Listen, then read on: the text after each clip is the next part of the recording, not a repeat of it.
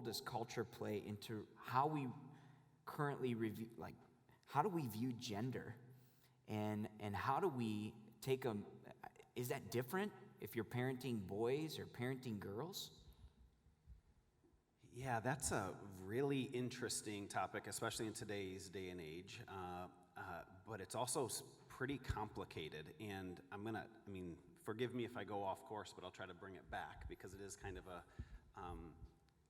there's lots of aspects to this topic as we kind of process through. And I want to talk about raising young kids, but then also the consequence that it potentially has, or most likely has, on us as adults. Because I kind of work with both adults who have been obviously raised through cultural impact and whatnot, and the consequences this has on our self-narrative and our struggles and whatnot. And the evidence is pretty interesting. I mean, women are way more likely to be depressed and anxious than men. We see that day in and day out. The vast majority of my adult clients are female, especially presenting with those issues. I think the male issues tend to be a little bit different. More men are struggling with addiction or anger issues, some impulse control issues. And I think the impact on culture arguably is more negative on men. Men are 5 times more likely to be diagnosed with ADHD or learning disabilities than females. They are the most individuals who are imprisoned are men. Most people who are homeless are men. Most people who commit suicide are men. So it's a pretty significant negative impact. And it's really interesting because we can go back and we can identify, okay, what is it that our culture values in men versus women? And when you anonymously ask individuals, the top 3 attributes that our culture looks for in men is honesty, which is probably a good thing, hard work, which is probably a good thing, and agreeableness, which is good. I'm going to argue a little bit about the agreeableness. For women, it's attractiveness is number 1. And it's sad because we can see the other 2 are nurturing and agreeableness. And the agreeableness is the one that's kind of on both sides, which is likely it's much more problematic than you initially believe. But the concern about the attractiveness for females, our culture places a lot of value on how pretty, how attractive women are. And unfortunately, it kind of warps into their view of their self-worth. So their worth is all tied up into how attractive they are, but then also when it comes with the agreeableness and nurturing, how well can they make other people feel?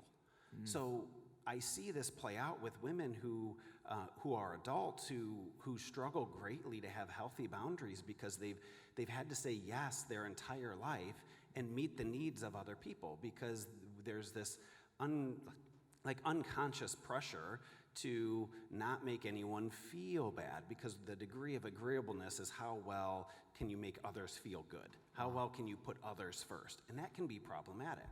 And the same thing when we look at for men. This degree of agreeableness is likely problematic because it's kind of warped into this nth degree. So we raise our kids, we raise our boys to not place any emotional demands or consequences on others. So this is why everyone gets a trophy now. And I know that I may get some negative emails about this stance, but everyone gets a trophy. We go to birthday parties, and now the birthday boy has to give goodie bags to all of the attendees to make sure that they don't feel left out. And we're generating this culture of emotion avoidance where we don't want our young kids to feel left out, to feel like they've lost, to feel sad, to feel embarrassed. And unfortunately, when we don't have exposure to that, we're not learning how to cope with that. And here's where it goes a little bit further, because I don't think this is just entirely culturally driven. We can even find it in the Christian community. We have the biblical verse where blessed are the meek. They shall inherit the earth. Right. Meek is actually probably not the best translation of that word. Right. So meek in the English dictionary is what? Like quiet and submissive. The original Greek word was praus. Praus is actually what they used to describe their war horses. Their war horses are feral animals. They're strong, they're powerful, but they're being controlled. So instead of allowing or encouraging individuals to be emotional beings, to experience strong emotions and learn how to cope with that and to be able to control that, we try to raise our kids in an environment where we shun or penalize any emotional experience at all. So then when they're getting older, I mean, our world is tough. And I don't want our kids to learn how to win. We need to help our kids learn how to lose. We need to help our kids learn how to navigate these strong emotions that they're going to feel when they're adults. Because they're getting into this adulthood in this culture that really doesn't care about you. Yeah. And you have to figure out and navigate that emotional response. Wow. I mean, I love the quote, and I've heard it in a few contexts of, I'd rather be a warrior in a garden than a gardener in a war. And we're training our kids to be gardeners. We're removing the fight. We're not helping them cope with the loss. Instead of encouraging and being okay when they freak out. Here's the interesting thing. I have a lot of clients come in and their kids, they're overly concerned because their kids are a little aggressive and freaking out and having tantrums. And I'm like, that's awesome. That's great. Let's help them figure that out to control it. Let's not discipline that out of them, because they're going to grow up to be adults, and they're going to grow up into to be adults in a cultural war. Yeah. I don't want them to be gardeners. I want them to be fierce. I want them to be emotional. I just want them to be able to control it. Wow. It's been really helpful to have you speak that into my life and also into the life of our family. Because I think there is an element of shame when your kids seem like they cannot control their emotion. Maybe it's just me, maybe you're better at this than I am, but you come to the conclusion, I'm doing something wrong.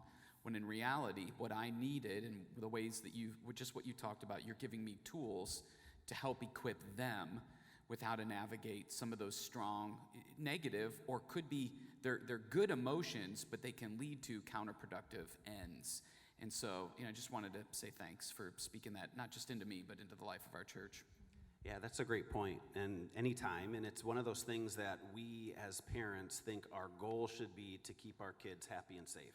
Yeah. That's the agreeableness that our culture says we should encompass, when really we should be making our kids or allowing our kids to become capable.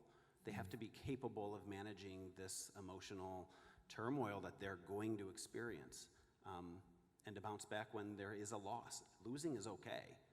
I mean, we just have to be able to respond well and recover.